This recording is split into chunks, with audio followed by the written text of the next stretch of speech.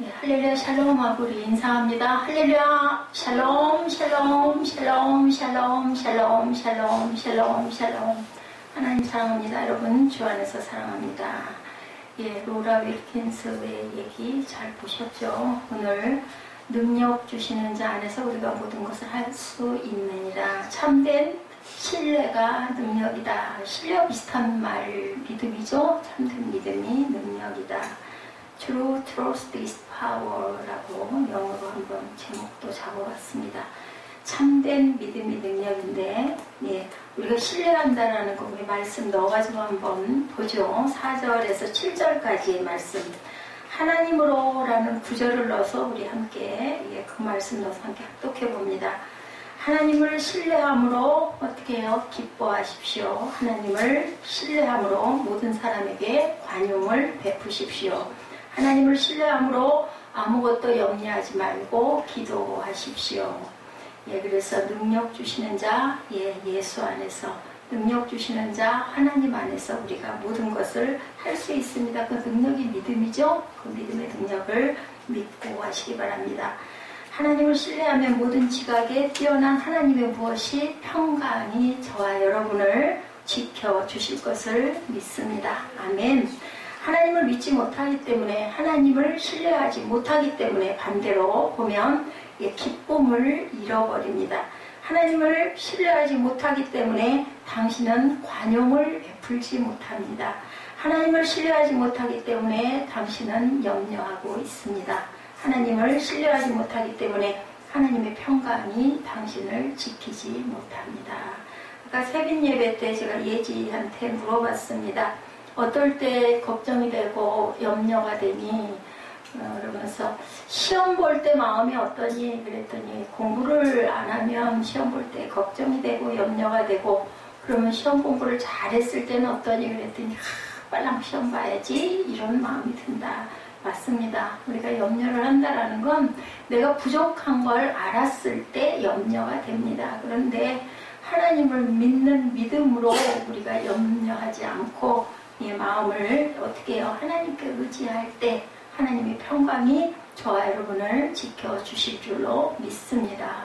오늘 본문 말씀, 예, 여러분들 뭐 많이 듣던 말씀, 많이 또 외우시는 말씀, 우리 삶에 가장 크게 적용되는 말씀입니다. 제가, 예, 올해 2017년 하반기를 능력으로 시작해서 쭉 가겠다 그랬어요. 이게 이제 언제쯤까지 능력이 12월 말까지 갈지, 예, 11월 말까지 갈지는 알 수 없겠지만, 여러분들 다 하나님의 말씀 안에서 능력 받으시고, 예, 그리고 승리하시는 여러분들의 삶이 되시기를 주님의 이름으로 축복합니다. 믿음이 뭐라고요? 능력이라고 말씀하죠. 저는 신뢰가 믿음과 같은 말이라고 생각합니다. 반대로 신뢰하지 못해서 우리가 안고 있는 인생의 문제들이 많이 있죠.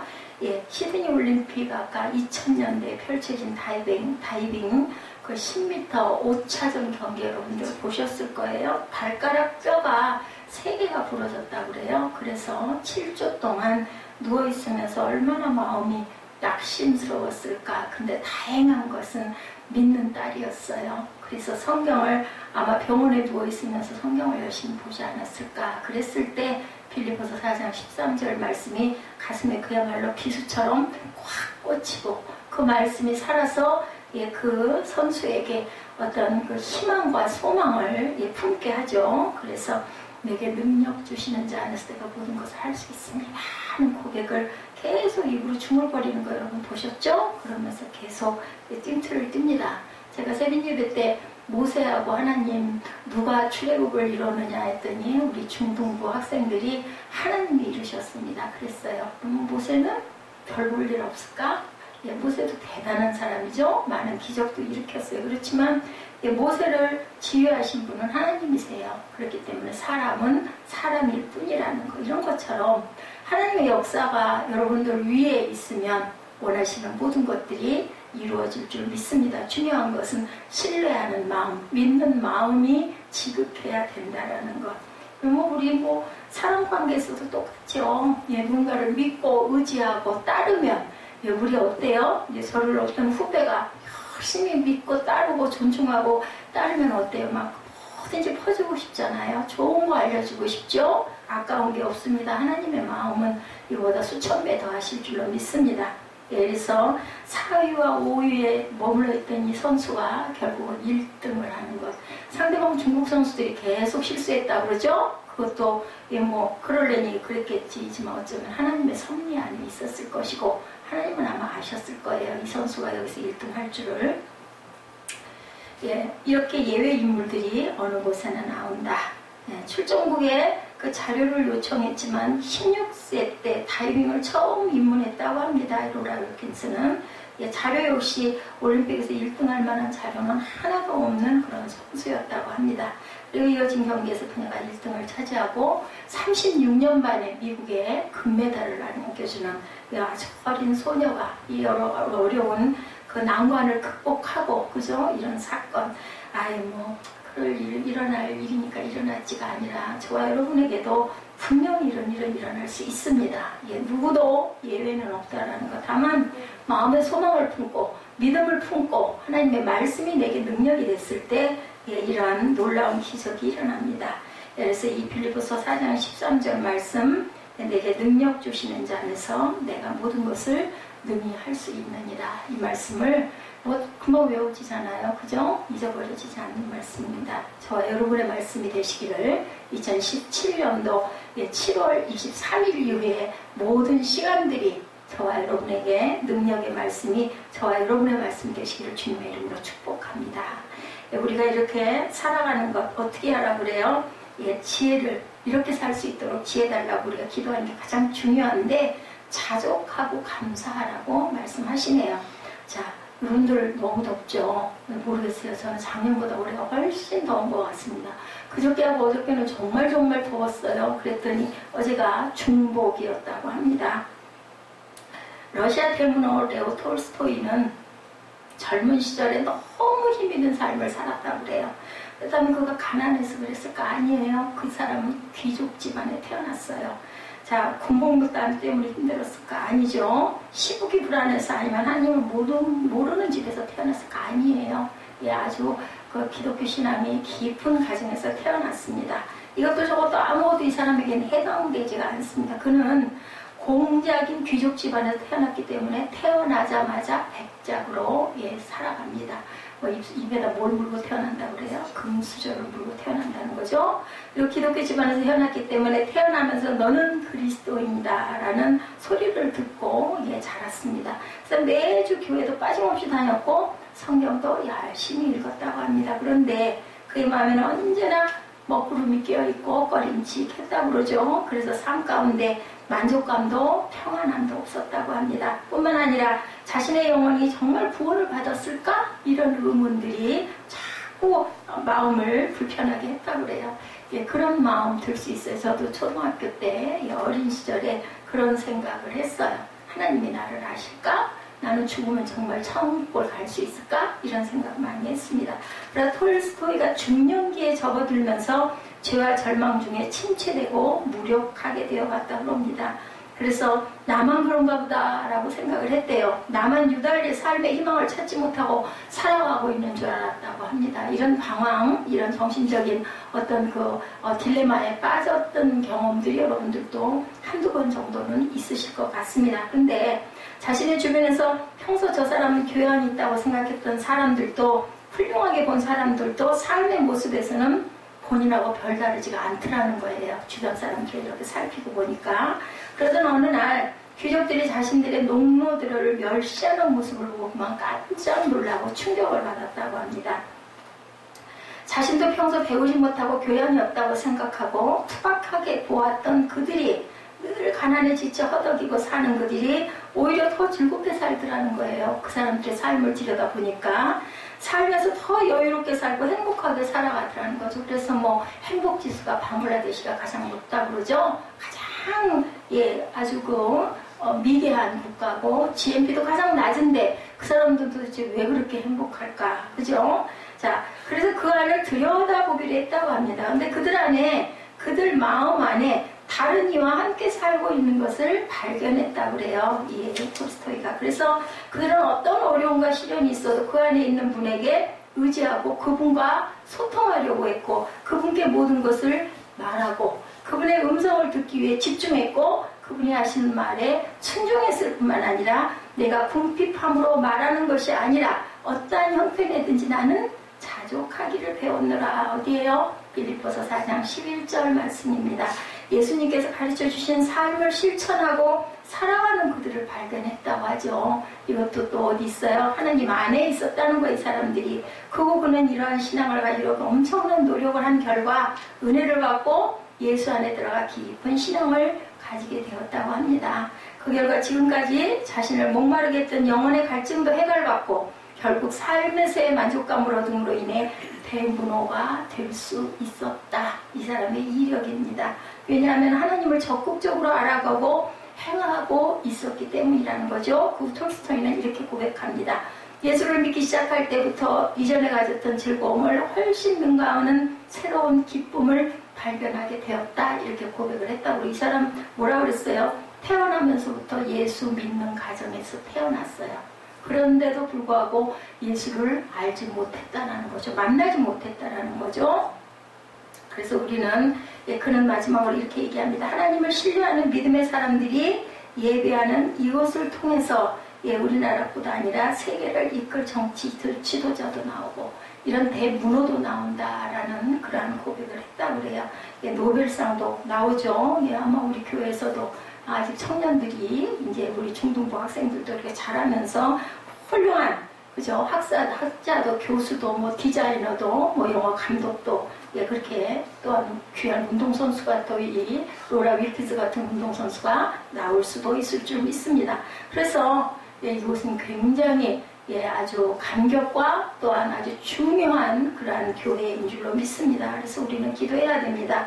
이 나라를 위해서 민족을 위해서 그리고 내 분야에서 사소한 결정을 할 때도 항상 사람을 의지하는 것이 아니라 우상을 의지하는 것이 아니라 세상을 의지하는 것이 아니라 하나님을 먼저 생각하고 하나님 앞에 모든 걸 내려놓고 그분 앞에 무릎 꿇고 그분의 뜻을 하나님에 통해서 우리의 뜻을 하나님께 아래서 받고 그리고 행동하고 기도하는 저와 여러분 되시고 신뢰하지 않으면 사실이 사실로 보이지 않는 거죠. 그래서 항상 힘든 것이 신뢰의 문제다. 우리가 교회를 나오고 예배를 드려도 정말 하나님을 믿는가? 살아계신 하나님을 믿는가? 정말 역사하시는 하나님을 믿는가? 제가 오전에 예배 때 그 얘기를 했어요. 만약에 제가 기적이라는 걸 이한나 목사가 이루면 어떻게 될까 우리 교회가. 그랬더니 막 아이들이 막 떠들더라고요. 뭐 저 바깥에까지 사람들이 가득가득 찰 거예요.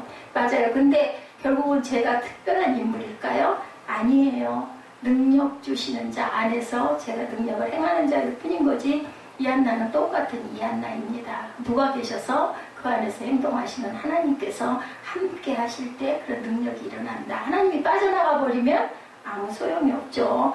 제가 오늘 오전에 참 많이 힘이 듭니다. 오늘. 그래서 그동안 한 6개월 이상 안 먹었던 그러한 그 한약을 먹었어요. 어떻게 할 수도 없고 배도 아프고 왜 그러는지 기력도 자꾸 떨어지고 다리도 자꾸 주저앉고 싶고 그래서 저도 13절 말씀을 마음으로 계속 외웠습니다. 능력 주시는 자 안에서 내가 모든 것을 할 수 있느니라.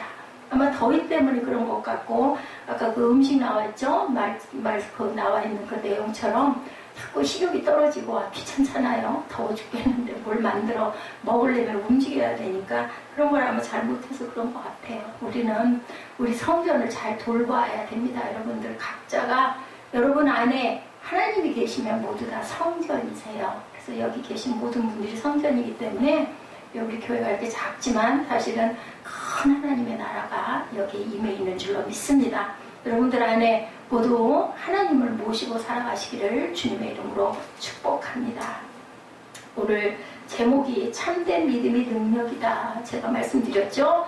여기서 참됨이라는 말을 뭐예요? 그 말이 붙었다는 것은 거짓된 믿음도 있다라는 얘기예요. 신뢰를 바꾼다면 참된 신뢰가 있다. 그 말의 뜻은 거짓된 신뢰도 있다라는 그러한 얘기도 된다라는 거죠. 현대를 살아가는 우리에게 가장 큰 문제는 거짓된 것은 믿고 신뢰한다라는 것이 중요하다. 혹시 나는 그렇지 않나? 여러분들 깊이 생각해 보시기 바랍니다. 릭 워렌 목사님이 쓰신 신뢰 형성이라는 글에 이런 문제를 지적하고 있습니다. 하나님께서 창조시에 나의 형상대로 사람을 만들겠다라고 말씀하시죠. 오늘날 우리는 그것과 반대로 살아가고 있다. 사람들은 나의 형상대로 하나님을 만들겠다 이런 마음으로 살아가고 있지 않는가. 아까 그 영상에서도 그런 얘기가 나왔죠.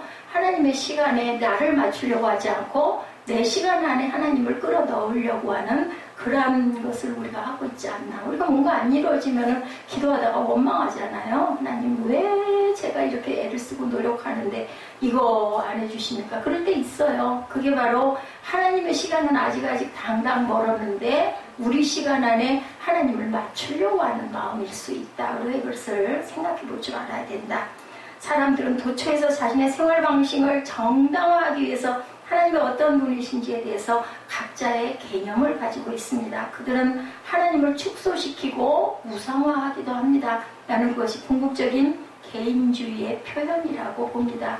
개인주의의 궁극적 행동은 모든 사람이 각자의 신을 갖죠. 그래서 포스트 모던의 시대다. 그리고 또한 내가 최고다, 내가 하나님같이 될 수도 있다 이런 마음들을 갖는다고 그러죠. 오래전 로마 제국이 쇠퇴할 때 사람들이 원하는 대로 어떤 신이든 만들어서 자신이 원하는 것을 무엇이든지 정당화할 수 있었다는 것. 예, 그런 시대가 있었습니다. 매일 술을 마시고 파티하고 수치를 겪고 싶다면 주신인 바카스를 숭배하면 된다. 우리 바카스라는 음료 있죠. 그 피로회복제. 이게 바카스 신의 이름이에요. 무슨 신? 술신, 주신입니다. 아무나 하고 음란한 생활을 편안하게 프리섹스를 하고 싶으면은 비너스라는 신을 숭배하면 되었다고 합니다. 정당하고 싶은 생활 양식이나 습관이 있으면 로마의 만신전에서 신을 만들어서 신이 허락하셨어 라고 말하면 그만인 시대가 있었다고 합니다. 문제는 거짓된 신들을 이렇게 믿고 신뢰하지만 그것이 능력이 되지는 못했다. 그죠? 아까 그 출애굽 그 얘기를 했죠. 10가지 재앙. 왜 하필이면 10가지씩이나 재앙을 만드셨냐고요. 그냥 한 번에 탁 해가지고 무찔러버리면 될 건데. 하나님의 영광, 내가 이렇게 살아있어. 내가 이렇게 너희들에게 행할 수 있어. 이걸 보여주시기 위했다. 제가 새벽 예배를 출애굽길 가다 보니까 이제 또 출애굽기에 빠져 있습니다. 그래서 이 모든 것이 내가 살아있음을 드러내는 역사였다. 신뢰는 일방적인 것이 아니에요. 관계적인 겁니다. 내가 너를 믿어. 그죠? 당신이 나를 믿어. 내가 누군가를 믿으면 그 사람이 그 내 마음을 알면 어때요? 그 사람도 나를 믿어주지 않아요? 그래서 관계적인 것이다. 신뢰할 수 있어야 하고 신뢰받을 수 있어야 되겠죠? 내가 그 사람을 신뢰할 때 그 사람도 나를 믿다 보면 서로의 관계가 신뢰의 관계가 이루어진다. 믿음의 관계가 만들어집니다. 다시 말하면 신뢰는 인격적인 관계 속에서 형성이 된다라는 겁니다. 그래서 신뢰를 배우는 데는 시간이 필요하고 과정이 필요하다. 여러분들 이 부분을 바꿔 말하면 예수 믿는 데는 시간이 필요하고 과정이 필요하고 훈련이 필요합니다. 아유, 예수 믿는 게 왜 이렇게 복잡하고 힘들어. 그냥 예배 한번 드리면 되고 나머지는 그냥 세상은 또 세상인 거지. 이런 생각들 하시는 분들 많아요. 뭐 말씀이 내가 아무리 그 말씀 붙들고 기도한다고 내가 하고 싶은 게 다 이루어져? 이건 생활하고 신앙은 별개야. 절대로 아닙니다. 내게 능력 주시는 자 안에서 내가 할 수 있다는 것을 믿으시기 바랍니다. 요즘 사회가 신용과 문화가 보편화되어 있다고 그래요. 미국에서 처음 유학을 시작할 때 잘 적응이 안 됐던 신용 제도가 있다고 그러죠. 우리나라는 돈이 많은 게 장땡이잖아요. 그죠? 근데 미국은 그렇지가 않다고 합니다. 크레딧 그 제도가 잘 살아있어서 지금 우리나라도 신용제도가 굉장히 팽배해서 많이 널리 알려지고 있지만 처음에 시작이 된 게 미국이라고 그러죠. 그래서 유학 간 사람들이 처음에는 돈만 많으면 될 줄 알았다 그래요. 집 사고 차 사고 내가 가지고 있으면 모든 걸 다 누릴 수 있지 이렇게 생각을 했대요. 돈이 많은 사람인데 신용이 별로 없는 사람, 그런 신용도가 올라와 있지 않은 사람은 은행에서는 그 사람을 믿지 않는다고 합니다. 오히려 은행에서 빚을 내고 꾸준히 정해진 시간에 갚아나가는 사람을 미국에서는 신뢰한다고 합니다. 그래서 미국에서 페이먼트라는 말을 참 많이 쓴다고 그래요. 어떤 물건을 살 때 돈을 내는데 대개는 먼저 일정액을 다운 페이먼트를 해준다고 그러죠. 할인을 해서 받은 다음에 나머지는 정기적으로 갚아나가는 제도라고 해요. 페이먼트라는 게. 그리고 정확하게 돈을 갚아가면서 신용이 쌓여갑니다. 있는 돈 쓰는 것보다 돈을 빌려서 잘 갚는 사람을 미국에서는 첫째로 쳐주고 아주 인정해주고, 그리고 어려울 때 돈을 빌려준다고 하죠. 이게 바로 크레디트 카드. 제가 1980년대 후반인가요? 그때부터 이 크레딧 카드가 나왔던 것 같아요. 처음 무슨 요만한 카드 하나를 가지면 뭐 물건을 마음대로 살 수 있고 돈은 나중에 낸다라고 그게 시작이 됐을 때 많은 사람들은 다들 그거 별로 아유 이게 뭐야 이랬어요. 지갑에 돈이 두둑히 들어있어야지. 무슨 이런 뭐 조그만 카드 하나 가지고 무슨 물건도 사고 그래가지고는 또 한편으로는 돈을 안 내고 살 수 있으니까 우선 먹기는 뭐가 달다고 꽃감이 달다고 그냥 이것저것 그거 하나의 신기하기도 해서 막 긁었다가 나중에는 그냥 폐가망신을 했던 그런 과도기가 있었죠. 저도 열심히 사용했던 적이 있었습니다. 그랬더니 제가 그때는 제 카드가 없어가지고 우리 박 집사님 카드를 빌려가지고 뭐 옷도 사고 또 손이 좀 큽니까? 그랬더니 그냥 이 집사님은 막 가슴이 쫄아가지고 아니 어쩌려고 그렇게 많이 써서 이거 어떡하 아니 걱정 마셔 내가 낼 테니까 이제 내가 돈으로 주는 거죠. 그 안에 일단은 그랬던 기억이 있어요. 그래서 어떤 면으로는 우리가 이걸 참 절제할 줄도 알아야 되는데 그러니까 뭐예요? 항상 크레딧이라는 것은 내가 내 신용도를 잘 유지하고 갈 수 있어야 됐다라는 거죠. 자, 약속을 하나하나 지키다 보면 액수가 점점 커지는 거죠. 물건을 살 때 보면 액수가 처음에는 아주 작게 출발을 하는데 그 약속을 지키다 보면 액수가 커진다는 거죠. 예, 유학생들이 그런 일이 많았다고 그래요. 한국에 나올 때는 10만 달러를 쓸 수 있는 카드를 받은 사람도 있다고 합니다. 하도 유학 중에 크레딧을 잘해가지고 차를 살 때도 집값을 낼 때도 등록금을 낼 때도 꾸준히 카드를 사용하고 지금도 카드를 많이 사용하면 신용도가 올라가서 그죠? 나중에 갚을 수 있는 능력을 점점 더 키워주기도 합니다. 근데 항상 거기에는 뭐가 유혹이 따른다는 거 조심해야 되겠죠? 신앙적으로 우리 문제도 또한 같다라는 겁니다. 하나님의 관계에서 우리가 쌓고 있는 신뢰라는 것이 꾸준함인지 아니면 영적인 일확 천금을 원하고 있는지 이것도 한번 대입해서 생각을 해보자. 한 방의 문제로 해결하려고 하지는 말아라인 거예요. 뭐 해야 된다고요? 꾸준한 시간을 가져야 되고 꾸준하게 노력해야 되고 꾸준하게 훈련해야 되고 쌓아나가야 된다. 하나님께서는 우리에게 먼저 뭐를 보여주셨어요? 신뢰하는 방법을 알려주십니다. 처음에는 보잘것없는 인생도 기대를 걸고 끝까지 참고 기다리신 분이 우리 하나님이시죠. 베드로가 예수님을 몇 번 배반? 3번이나 부인하고 옛 생활로 돌아간 순간에도 예수님께서는 절대 포기하지 않고 나중에 바닷가로 찾아가죠. 새벽 미명에 밤새도록 그물을 던졌지만 한 마리도 못 잡았는데 새벽 미명에 뭐라 그러세요? 깊은 데로 가서 그물을 던져라. 근데 절대로 깊은 데서는 고기를 못 잡는다 그래요. 근데도 베드로는 말씀에 의지하여 제가 그물을 던지겠나이다 했죠. 중요한 게 바로 이 부분이다. 내 생각에는 내 마음에는 뭐 이런다고 이게 뭐가 되겠어? 하지만 하나님의 말씀에 내가 의지하고 순종할 때 하나님께서는 우리에게 뜻을 이루게 해주신다라는 거죠. 그래서 베드로가 회개하기까지 끝까지 기다리셨던 예수님. 아브라함이 하나님의 부르심을 받고 가나안을 향해 출발했을 때도 계속되는 그의 실수를 그렇게 엄청나게 저질렀을 때도 불신앙적인 행위에도 끝까지 믿어주시고 신앙인을 만들어 가셨어요. 아브라함이 처음부터 믿음의 조상, 우리 성경에는 그렇게 정리가 되어 있으니까인 거지만 얼마나 실수를 많이 했어요. 자기 아내를 누나라고 속이기도 하죠. 그죠? 그리고 그냥 어디까지 가야 되는데 가나안까지 가야 되는데 어떻게 했어요? 가다 말고 그냥 중간에서 또 주저앉아서 살기도 합니다. 예, 십수년씩. 그러다 이제 아버지가 데려가 돌아가고 나니까 다시 이제 어쩔 수가 없으니까 또 떠나기도 하고. 그러니까 한 번에 갈 바를 모르고 끝까지 갔던 게 아니에요. 중간에 중간참을 여러 번 합니다. 이 하나님의 방법은 나에게만 해당되는 것이 아니라 다른 모든 하나님의 사람에게도 적용이 된다라는 것. 민수기 23장 19절입니다. 하나님은 사람이 아니시니 거짓말을 하지 아니하시고 인생이 아니시니 후회가 없으시도다. 어찌 그 말씀하신 바를 행하지 아니하시며 하신 말씀을 실행하지 아니하시랴.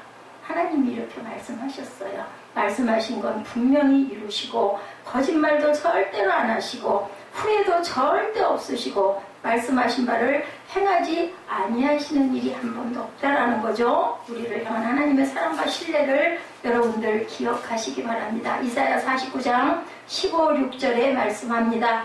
여인이 어찌 그 젖먹는 자식을 잊겠으며 자기 태에서 난 아들을 긍휼히 여기지 않겠느냐. 그들은 혹시 잊을지라도 나는 너를 잊지 아니할 것이라. 그냥 멍하니 들으시지 말고 이럴 때는 성경을 얼른 찾으세요. 그러면 집중도 잘 되시고 좀 덜 잊어버려지시고 덜 지루하실 겁니다. 16절에 내가 너를 내 손바닥에 새겼고 너의 성벽이 항상 내 앞에 있나니 이렇게 말씀합니다. 하나님께서는 참아주시는 것만큼 우리도 참을 수 있고 하나님의 눈으로 우리 앞에 있는 모든 사람을 바라볼 수 있다라는 거죠. 제가 어젯밤인가요? 잠깐 어떤 드라마를 보는데 스님이 나와요. 절이에요. 절. 그 어머니를 거기다 모셨기 때문에 예, 거기 이제 날짜가 기일이라고 그러죠. 그래서 가서 그 절하고 있는 거 따라갔던 청년을 예, 스님이 나랑 차 한잔 하십시다. 제가 그 부분이 딱 와서 꽂혔어요. 하면서 어떤 얘기를 하면서 그런 얘기 하더라고요. 사랑보다 더 실천하기 어려운 게 용서입니다. 그래서 그 마음에 있는 한과 맺힌 아주 원수를 갚으려고 아주 작정을 하고 상대방을 속이고 음모를 꾸미는 그런 부분이었거든요. 그래서 그 모든 것을 비울 때 당신 마음이 평강함이 있을 겁니다.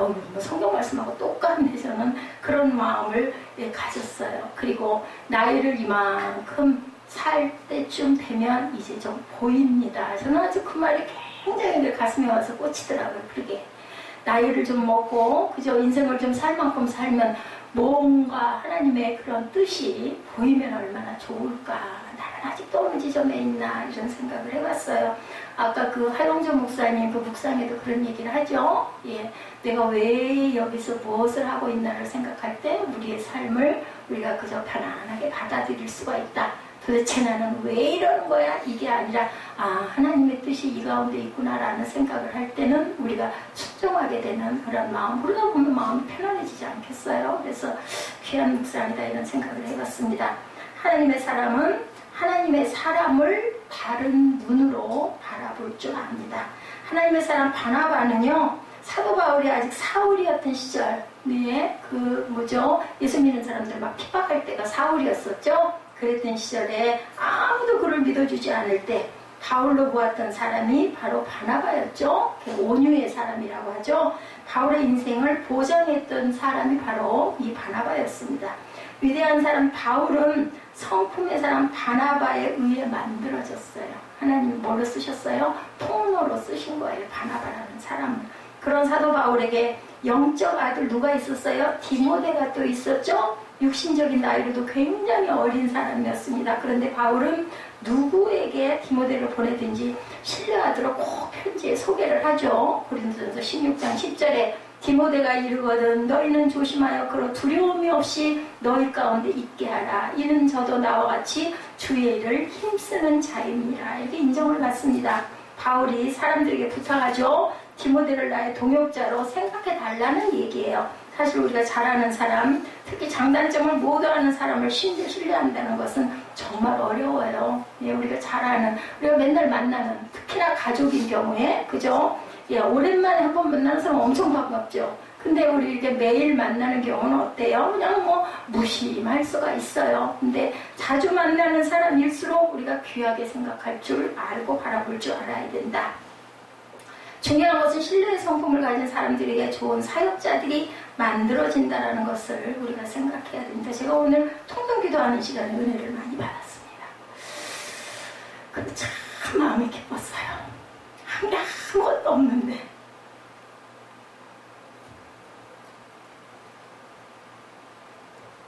교회는 생명이잖아요. 교회입니다. 교회에서 생명이 자라지 않으면 그 교회는 죽었어요. 하나님이 떠났고 성령이 떠나셨습니다. 그래서 참 요즘에 마음이 아주 안 좋습니다. 그런데 오늘 제가 은혜 받으면서 그래도 살아있는 영이 하나는 있구나.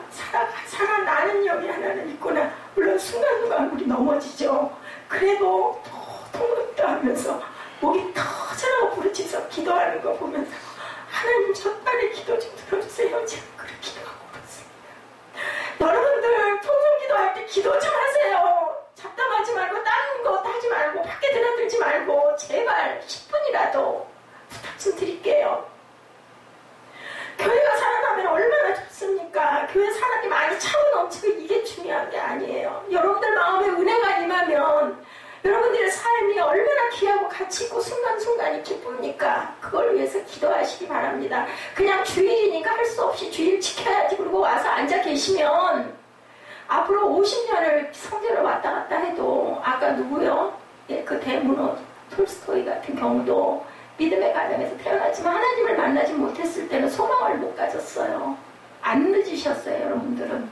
저는 너무너무 늦게 하나님을 만났죠. 그죠? 저도 어머니가 예수를 믿고 할머니가 권사님이셨기 때문에 꼬마 때부터 교회를 나갔습니다.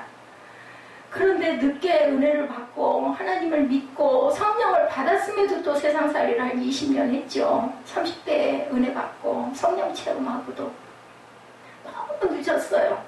근데 몸을 관리를 잘 못해서 여러분들이 생각할 때는 뭐가 그게 힘들어 이럴 수 있는 일을 하면은요 20kg 쌀가마를 배에다 갖다 짊어지고 제가 움직이는 것 같이 그렇게 힘이 들어요. 다리가 무릎으로 움직일 때마다 삐그덕삐그덕 소리가 나고 소변을 보려고 주저앉으면 앉을 수가 없어요. 앉았다 일어날 수가 없어요. 낑낑 소리를 내야 일어나요. 여러분들 아무도 모르잖아요. 못 느껴. 왜냐면 본인밖에 몰라요.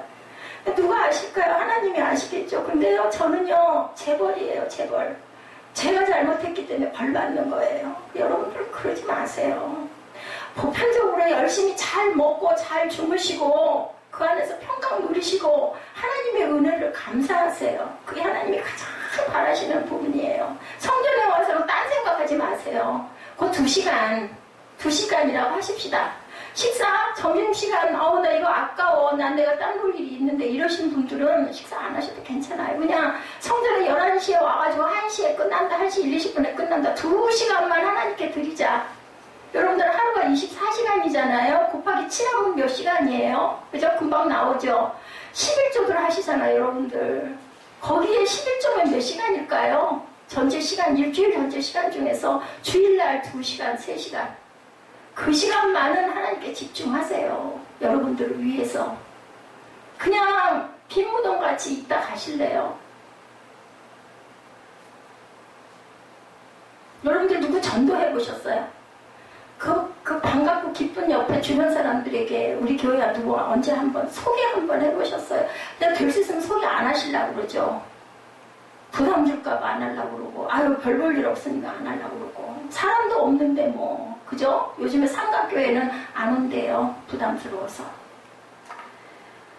그러게요. 아까 모세 얘기하면서 그 생각했습니다. 제가 그런 능력 행하는 사람이어가지고 막 사람들이 구름대같이 몰려온다면 저 천국 갈 수 있을까? 아마 제 성품엔 천국 못 갈 거려. 교만해져가지고. 이게 그릇이죠. 이 그릇. 여러분들에게 어떤 면으로는 불편을 끼치기도 하고 부담을 끼치기도 하지만 사람 하나가 천국 가는 게 이렇게 힘이 드네요. 여러분들 신뢰하는 주님 안에서 믿는 주님 안에서 기뻐하시기 바랍니다. 뭐라고 그러세요? 내가 다시 말하노니 기뻐하라. 이렇게 말씀을 하시죠? 다시 말하노니 기뻐하라. 항상 기뻐하되 어디서 기뻐하라고요? 주 안에서 기뻐하고 다시 말하노니 기뻐하되 주 안에서 기뻐하라. 기쁨의 근원을 분명하게 생각하라는 거죠? 그럼 기쁨과 능력의 관계는 뭘까? 하나님을 신뢰함으로 찾아오는 기쁨을 빼앗아갈 자는 아무도 없어요. 바울이 빌립보에 있는 교인들에게 편지 쓸 때 무슨 생각을 하고 썼을까? 아무도 자신이 유럽을 향해 첫 발을 내디뎠던 곳 빌립보죠? 거기서 교회가 세워지죠? 누구에 의해서? 루디아, 비단장사, 지금으로 보면 무역상이고 무역을 하는 그러한 여자, 아주 대단한 무역술에 밝은 그런 여자를 통해서 교회가 세워집니다. 강가에서 만나잖아요. 기도하는 무리들 보고 가까이 가가지고 뭐가 없어서 예배할 곳이 없어서 설교할 곳이 없어서 회당을 들어갈 수가 없어서 그래서 만납니다. 루디아를. 그래서 세워진 게 바로 빌립보 교회예요. 바울이 처음으로 빌립보를 방문한 이야기가 사도행전 16장부터 나오죠. 우리가 잘 아는 부르심의 사건이 16장 9절에서 10절에 나옵니다. 밤에 환상에 바울에게 보이니 마게도냐 사람 하나가 서서 그에게 청하이르되 마게도냐로 건너와 우리를 도우라 하니 성령께서 말씀하셔요. 10절에 바울이 그 환상을 보았을 때 우리가 곧 마게도냐로 떠나기를 힘쓰니 이는 하나님이 저 사람들에게 복음을 전하라고 우리를 부르신 줄로 인정함이로라. 그리고 사도 바울은 어디로 가요? 마게도냐의 첫 성 빌립보를 향해서 갑니다. 안식일에 기도할 곳을 찾다 강가에서 자신의 평생 동역자인 루디아를 여기서 만나죠. 예, 그 집에 이르러 온 가족에게 세례를 주고 귀신을 쫓아내는 역사를 행하기도 합니다. 그 일로 인해서 바울은 빌립보에 옥에 갇힙니다. 옥중에서 바울과 실라가 여러분들 알죠? 기도했더니 옥문이 열리고 그죠? 예, 기도와 찬송 속에서 밤중에 그 기적이 일어나는 그 사건. 감옥 안에서 사도 바울이 기도하고 찬송할 수 있었던 이유가 딱 한 가지죠. 뭐였어요? 믿음이죠. 믿음. 하나님을 신뢰하는 믿음이었습니다.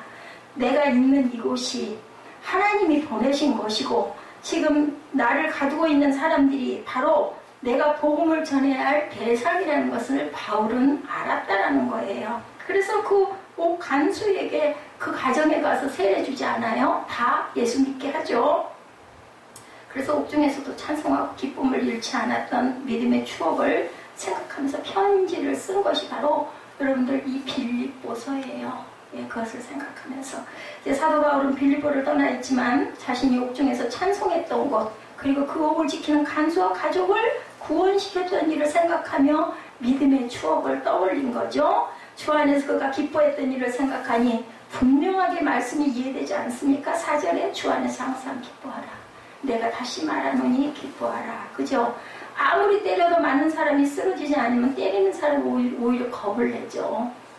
내가 때려서 나가 떨어져 죽을 것 같은데 안 죽고 아니면 무서워서 벌벌 빌 것 같은데 안기고 아까 어떤 집사님 그 말씀 기도 제목에 그 말씀 나왔죠. 내가 생명을 잃으려고 하면 하나님이 얻게 하시고 내가 생명을 얻으려고 하면 하나님께서 잃게 하시나 죽어도 상관없어. 죽음을 뭐 불사하면 뭐 겁날 게 있습니까? 그랬을 때 예, 오히려 상대방이 무서워하죠. 뭐라 그래요?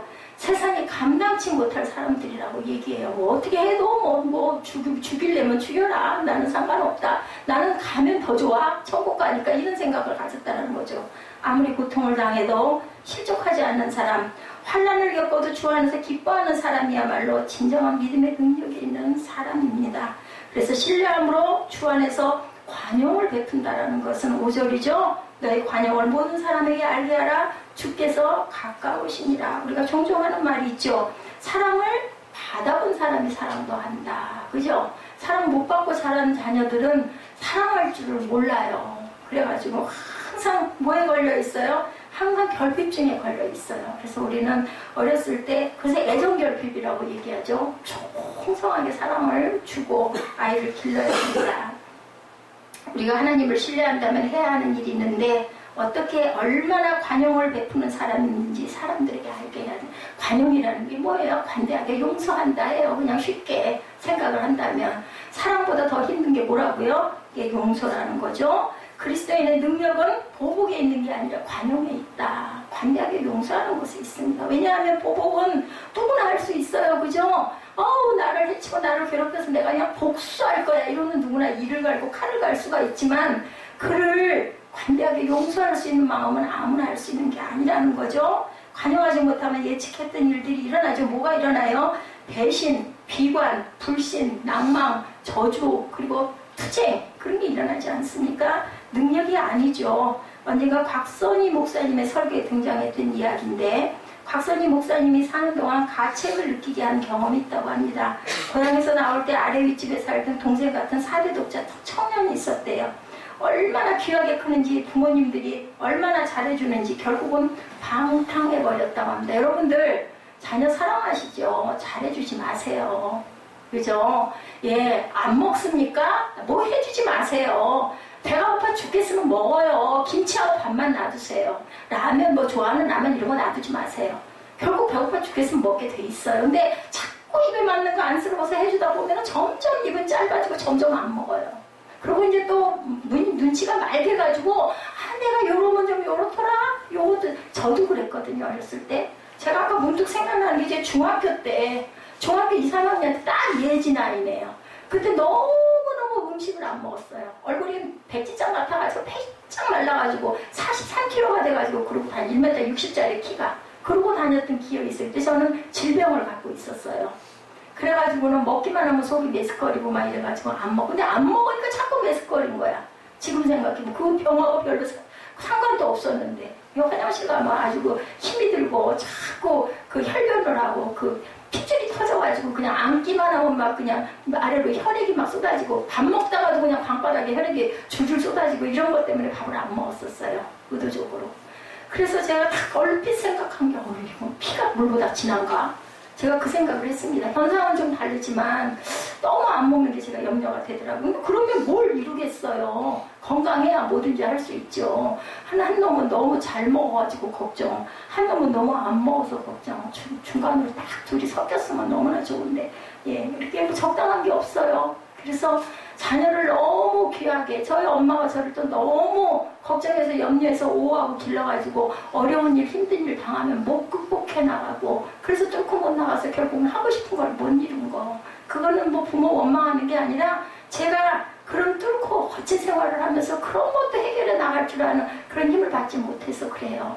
자녀를 진짜 사랑하시면은 자기가 할 수 있게끔 음식 안 먹으면 그냥 너 못 먹으면 말아. 나는 이거밖에 너 줄 수가 없어. 그냥 그렇게 하고 마음은 좀 아프더라도 그것도 방법일 수 있습니다. 술을 먹고 불량한 친구들과 어울려 다니고 등록금을 다 탕진했대요. 이웃집에 사는 이 부잣집 아들이 너무 부모가 잘해주다 보니까 대학 가서 그렇게 살던 청년이 이렇게 살면 안 되겠다고 친구 관계를 정리하기 위해서 군대를 갔다고 합니다. 강한 훈련을 받고 얼마나 힘들고 고통스러워서 저는 우리 아들이 아주 심히 염려돼요. 저래가지고 뭐 아까 뭐 비 온다고 젖은 우산은 내가 쓸 수 없으니 했다가 제가 뭐라고 좀 했더니 듣기 싫어하는 표정을 하는 바람에 제가 너무너무 마음의 상처를 받았어요. 아니 비 오는 날 뭐 물 젖은 우산 당연히 몇 번씩 들고 쓰죠. 뭐 항상 마른 우산만 어떻게 씁니까? 그래서 내가 야 이 자식 진짜 잘못 길렀구나. 나중에 든 생각이 그거였습니다. 일산에 배치를 받고 있다가 첫 휴가를 나갔어요. 이 청년이. 그런데 오랫동안 군대에 갇혀 있다가 친구들을 만나니 얼마나 반가웠겠습니까? 술을 마시고 세월아 내월아 하다가 그만 군대 입대해야 할 날짜를 넘겨버렸습니다. 3, 4일이 넘어갔어요. 큰일 났어. 뭐 그건 저는 군대 안 가봐서 모르지만 군대 영창 간다면서요. 그리고 그 시절에는 엄청 때렸대요. 그래가지고는 이 목사님을 찾아왔대요. 그 옆집에 사는 청년인데 이제 옆집에 계신 그 형은 목사님이 된 거예요. 아까 말씀드린 그 사랑의 교회인가요? 박사님, 소망교회죠? 박사님 목사님이 얘기해요. 와서 돈을 좀 달라고 하더라는 거예요. 가서 이 상관들에게 좀 이렇게 인사를 하고 내가 좀 매 맞는 것 좀 덜 맞고 싶으니 돈을 좀 주십시오. 부모님도 안 믿고 안 주니까 이 목사님도 나는 너 못 믿어, 너 줄 수 없어. 그리고 쫓아보냈대요. 뭐 집에 가서 얘기를 해도 안 통하고 목사님한테 가서 얘기를 해도 안 통하고 하다 안 되겠으니 어떻게 했을까요? 군대 갔어요. 그냥 들어가세요. 집살나게 얻어맞고 군대 영장에 갇히는 그런 사건이 생겼다고 그래요. 그런데 어떻게 됐느냐 하면은 유서 써놓고 자살했어요. 그래서 이 곽선희 목사님이 이 부분이 너무너무 내가 후회가 된다. 좀 믿어줄 걸. 어디 한번 네 그 들어가야 할 귀가 날짜 있는 그거 한번 휴가증 나 좀 보여주라 하고 보고 믿고 차비만 주고 조금 돈을 좀 줬더라면 그 생명이 사는 건데 내가 그걸 안 믿어줘서 이 청년이 죽은 건 매를 맞아 죽은 게 아니고 세상에 누구도 나를 믿어주는 사람이 없네. 내 부모도 나를 안 믿고 목사님이라는 분도 나를 안 믿고 내가 세상에 살 필요가 없겠다. 그 훈련은 너무너무 힘들고 그죠? 왜? 거친 생활을 안 해봤기 때문에. 그래서 결국은 생명을 포기한 그런 일, 뭐요? 관용이에요, 관용. 예, 저도 그런 마음이 든 게 한 가지가 있어서 마음에 항상 상처처럼 남아있습니다. 제 동생이 아들을 데리고 왔는데, 그 참 어렵고 떠돌이 생활을 하고 있었죠.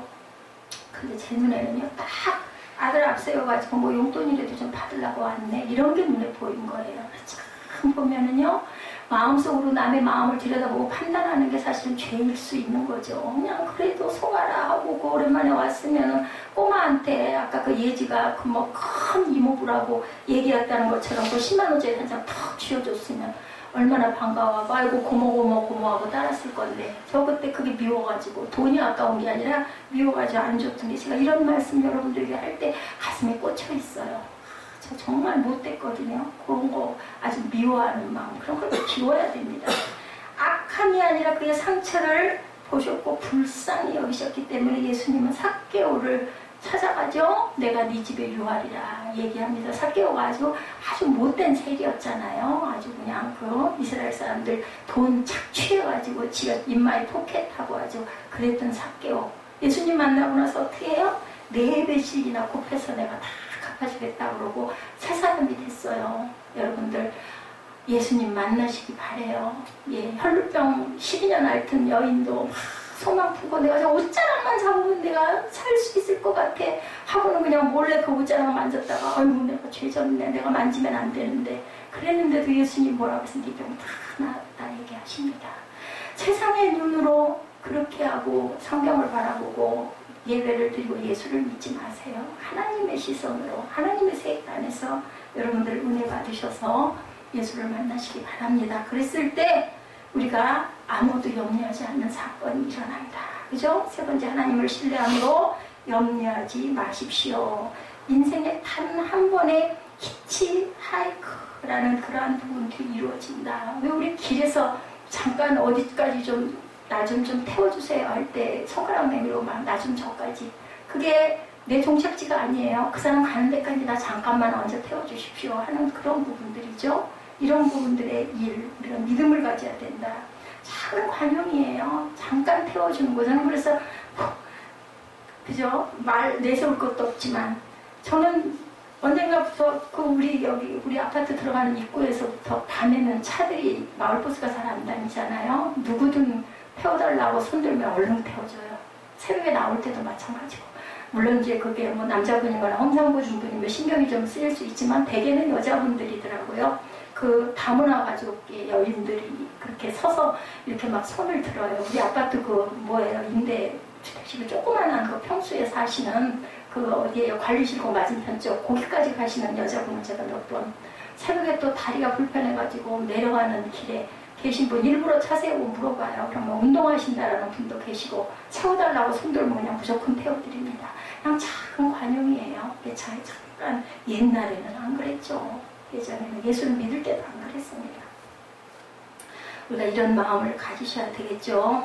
상처받지 않은 사람들은 위험하지가 않습니다. 근데 상처받은 사람은 또 누군가에게 상처를 준다. 사랑을 받은 사람은 사랑할 줄을 안다. 사랑받지 못한 사람들은 자기들의 그 아픔 때문에 누군가를 쉽게 믿지도 않고 사랑하지 않는다라는 거죠. 상처받은 사람들에게 필요한 방법의 하나가 바로 우리가 항상 누군가를 작은 관용으로 도와주는 것, 히치하이크죠. 운전자가 가는 곳까지 가는 겁니다.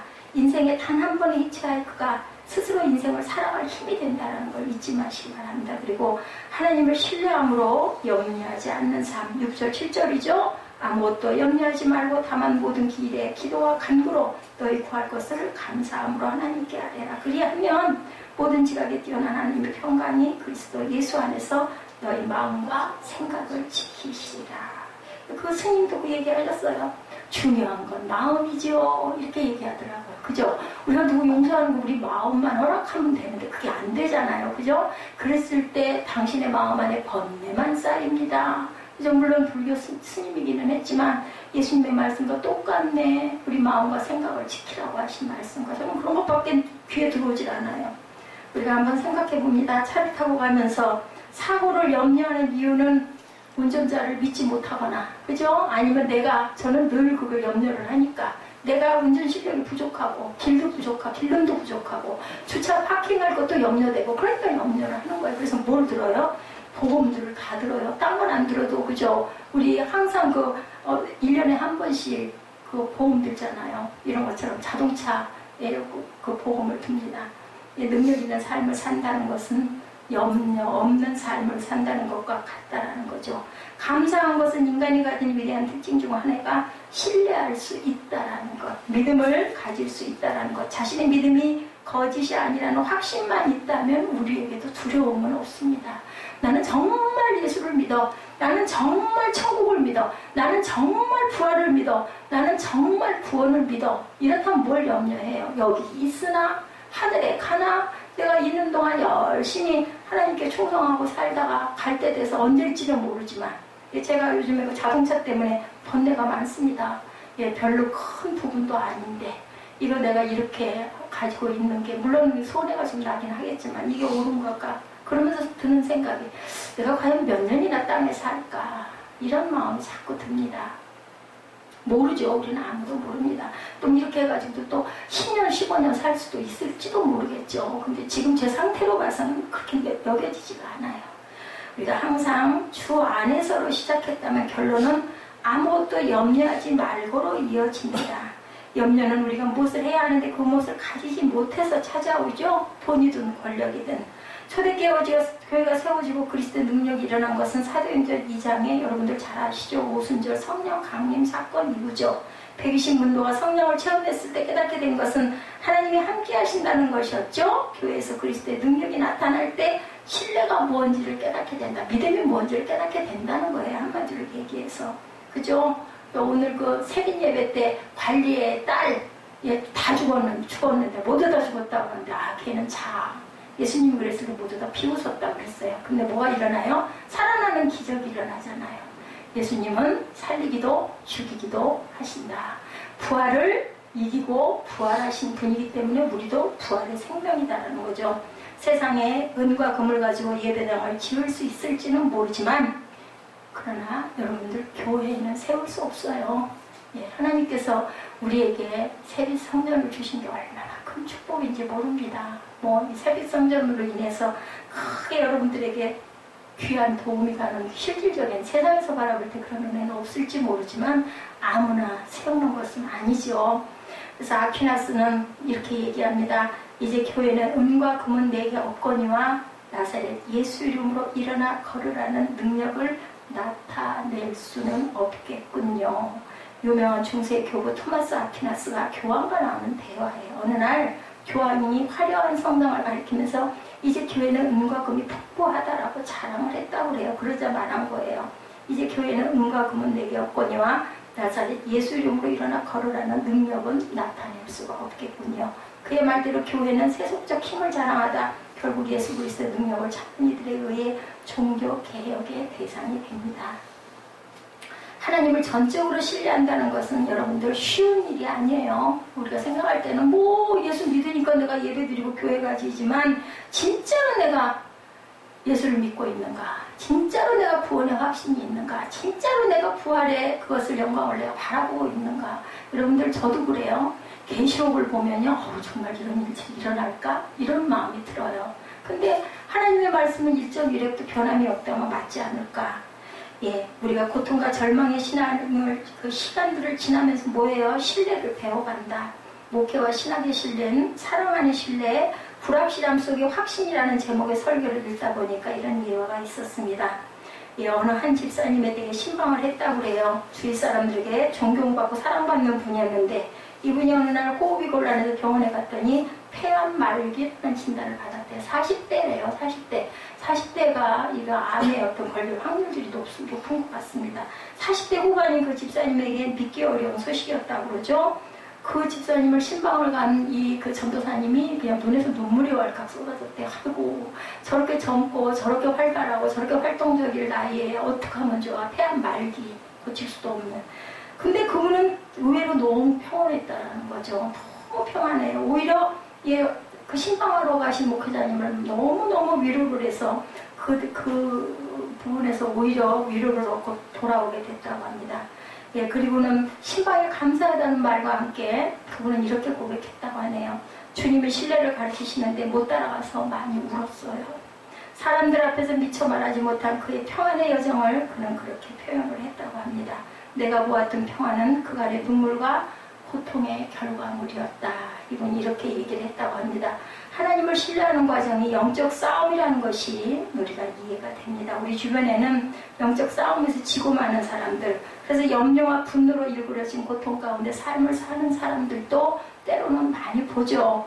믿음의 조상이라고 불리는 아브라함에게 모리아산에서 아들을 제물로 바치라는 하나님의 명령에 순종하는 아픔이 없었더라면 여호와 일에는 그 기념비는 세워지지 않았을 것이라는 것.